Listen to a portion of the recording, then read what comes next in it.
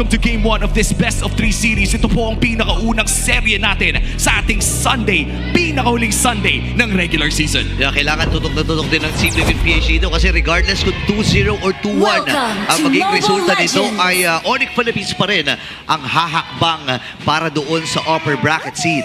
Yep. Kaya kampi mo naman sila sa TNC. Pero looking at the game, nakita natin yung draft index kanina. Medyo malaki yung kalamangan ng Onyx because they can do this. Ito na yung favorite natin, Womi. Aray ko. Yung XP Roam Clear. Finally, nakita ko din. Diba? First time natin may gumawa nito, no? Oo, tsaka tingnan mo yung ginagawa ni Brusco, no? Talagang iniwan pa nilang dugaan. Ayun na. Womi Midnight Tandem. Guguluhin na, naparetry itong si Zaida. Ito yung mahirap kapag broken walls. Pero ang naging problema ay nangalahati din halos yung buhay ni Super Friends.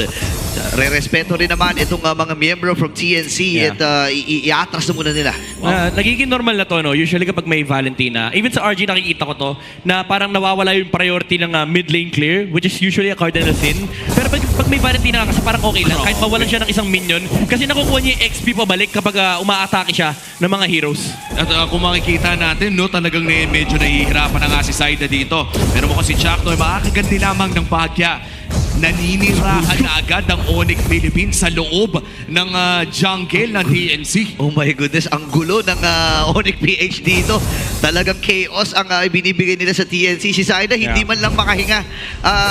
Kaya napilitan na rin si Chakno na bumarikada doon sa mga miyembro ng Onyx PH na lalapit sa kanya. Ang masakit dito is hindi niya natating advantage yung extra gold and XP sa pagkakuha ng vision. Siguro si Bruce kapag nakikita niya nakakuha pa rin siya ng 30 gold and XP.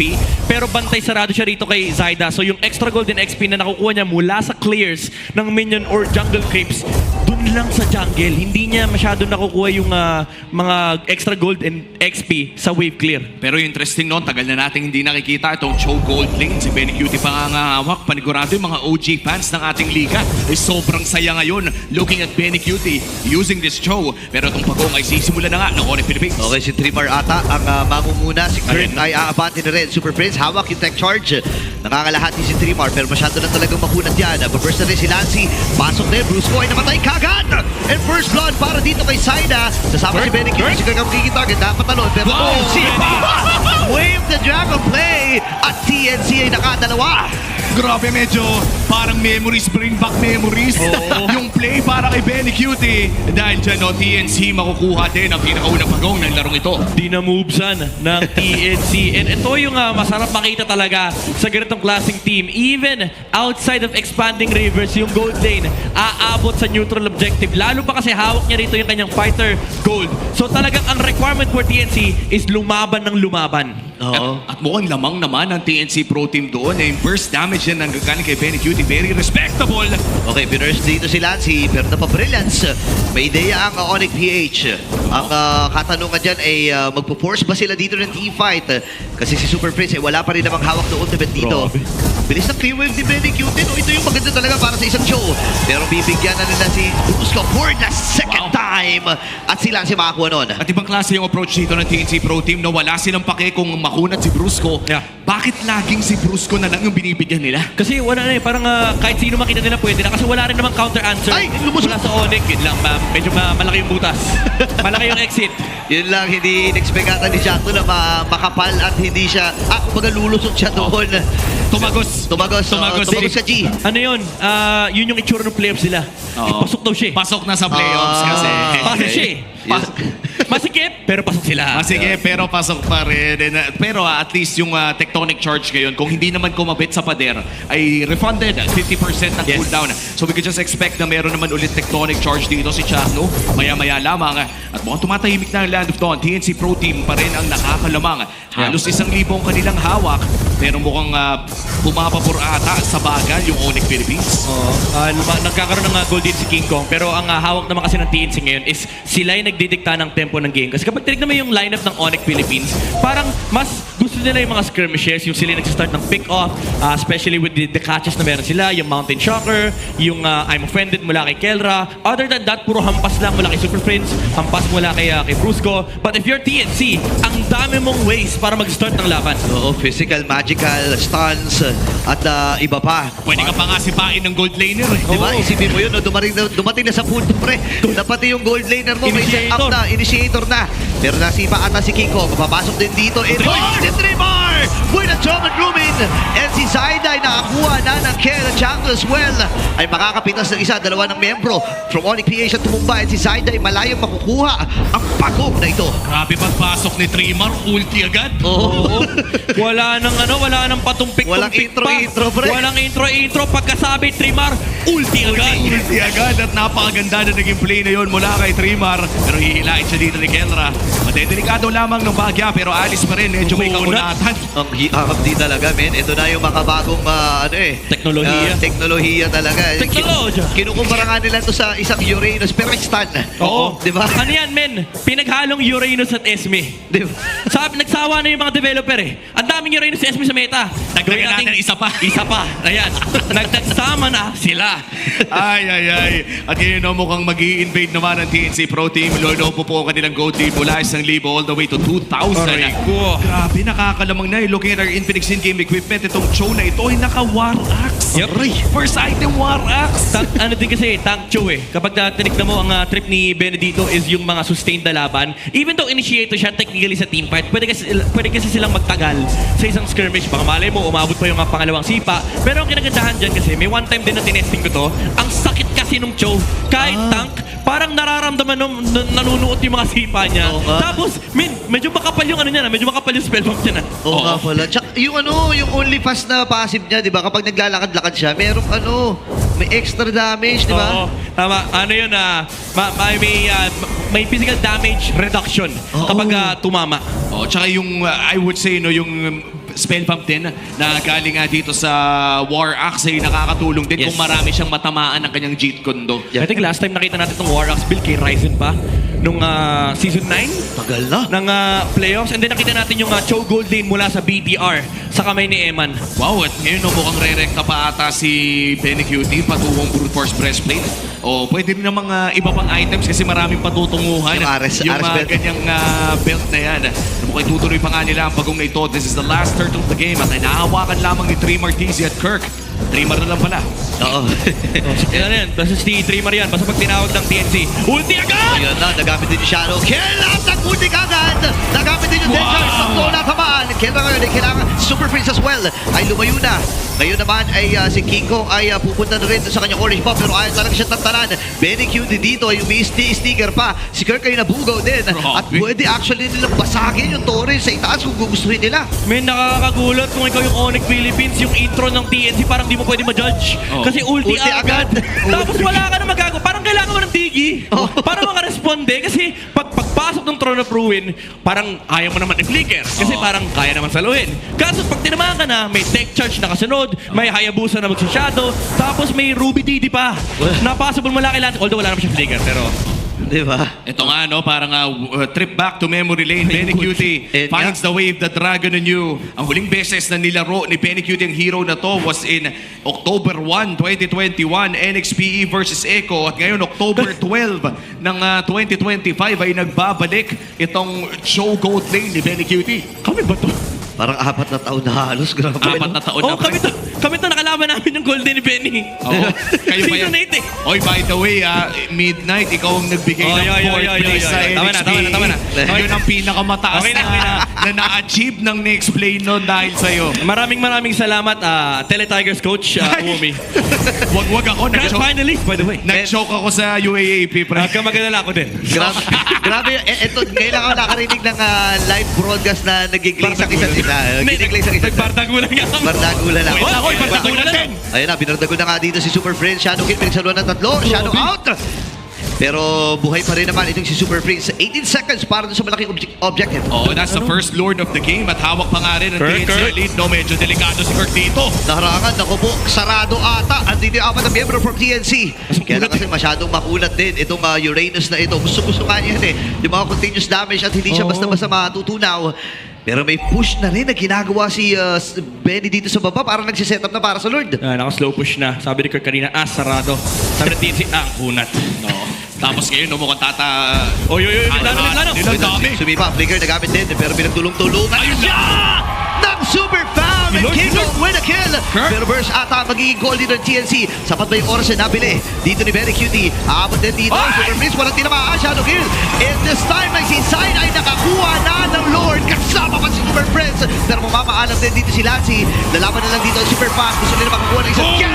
At si Trimar ang napatay. Si Changto ay habulin. Safe inside Pero sabi nila, sige, atrasan na lang natin at agawin na lang yung purple. At mukhang mananakawan pa nga sila, no? That was Onyx Philippines na mukhang hindi magagamit yung Lord na TNC.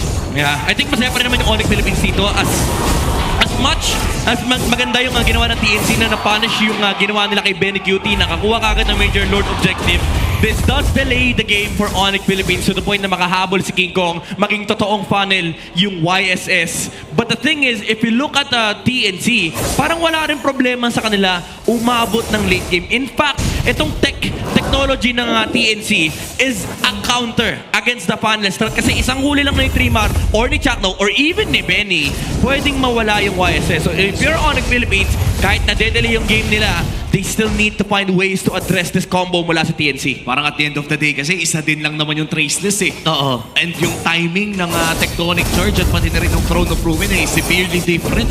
You have to choose kung ano yung iiwasan mo kung ikaw si King Kong. At ngayon mukhang patuloy yung pagpupush ng side ng TNC Pro Team. Kanina pa nila hawak itong 3,000 na gold lead na meron sila. Pero para bang hindi na ito lumalaki against Onyx Philippines? Yeah, may palag na eh. Kumbaga, pwede nang lumaban dito yung Onyx. Yung sustain nila is enough for it to actually threaten against TNC kasi baka biglang magkaroon ng Mountain Shocker mula kay King Kong, Stolen Tech Charge mula kay Super Prince. Hindi na pwede yung ginagawa nila kanina na kapag nakita nila yung si Brusco, pwede nang bigyan kasi may sagot na mula sa Onyx Philippines. So it's a matter of positioning, lalo yung team fight initiation and also Lord dances between these two teams. Oh, at makikita natin sa mga Lord Dance, itong Hayabusa na ito, our jungler from TNC Pro Team using his Infinix GT30, experience victory for every madlang gamer. Kita naman kung gaano ka-smooth itong Hayabusa sa kamay ni Mama Coco at pati na rin ang Infinix GT30. Ganyan pala gumamit ng Hayabusa. Kaya ko rin yung ganyan pero yung ganyan sige kagwapo na. parang hindi eh. Hindi yung Sige ganyan na. kapogi parang hindi eh. Hindi kayang gayahin. Okay, naiintindihan naman kita po rin. Alam mo naman, yung kapag tinatanong nila kung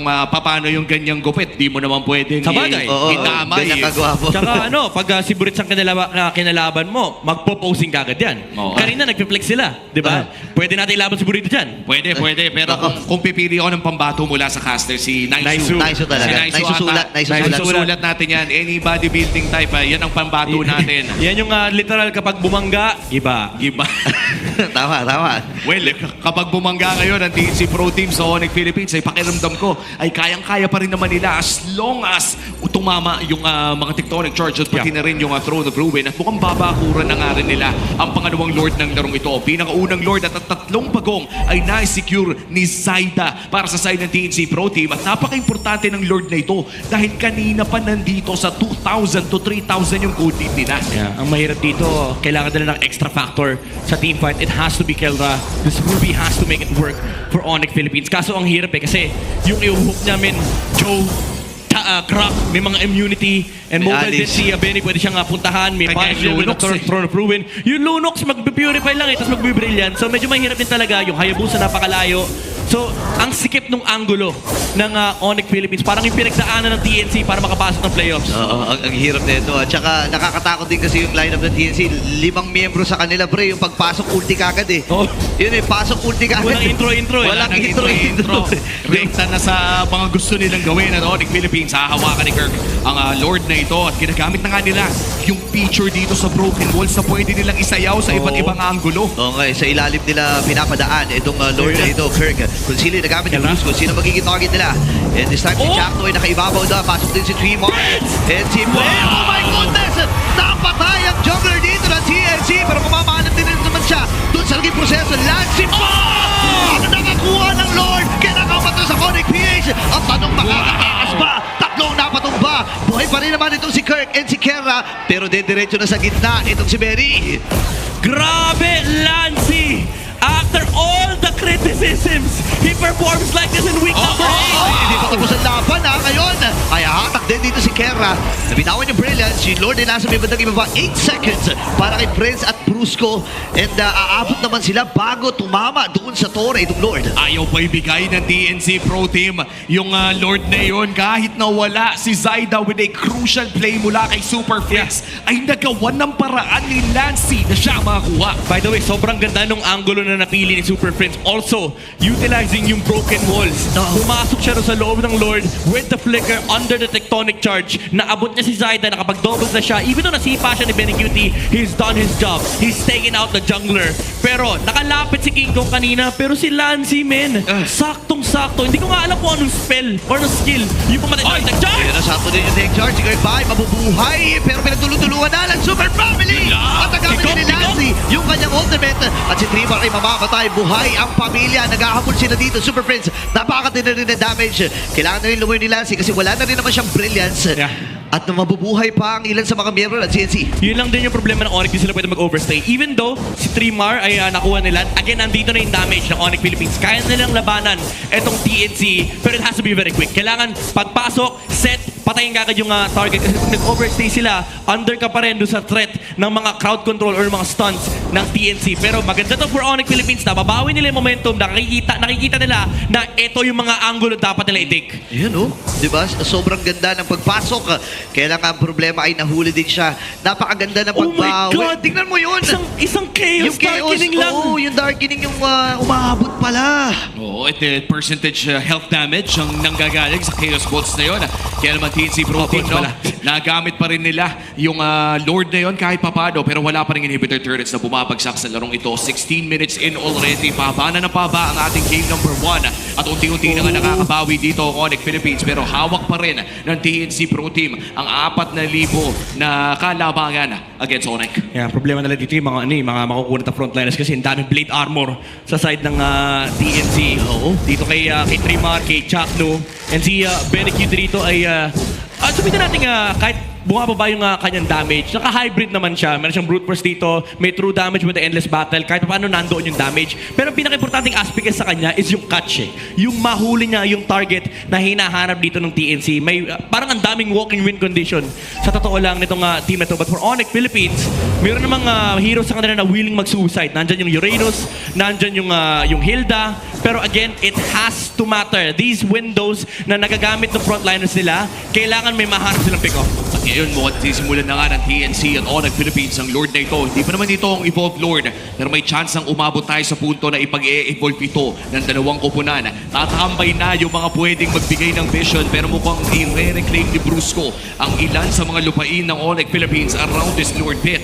Pero halatang bumibili namang sila ng oras at may ibang laro pang nilalaro yung mga ibang miyembro ng parehas na koponan. Ang ganda ng clear wave na ginagawa dito ni Benecuti sa may bandang ibaba, no? And ngayon naman, nakapag-purple buff na si Zyda, so ready na siyang sumama kung ano man ang mga mangyayari dito.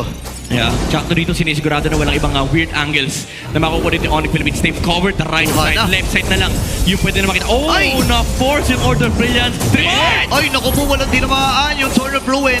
Magkakataon nata ng Onyx PH si Benny. Pwede siya sumipa dito, pero si Brusco kasi nakaharap sa kanya, kaya nahatak na! Itong si Trimar! Mabubuhay ba siya? Yes, sir! Sikat ata remember sila dito. Trimar ay makakatakas naman. And this time, ay ang Onyx PH ay pinapalayo na mga miyembro dito ng TNC.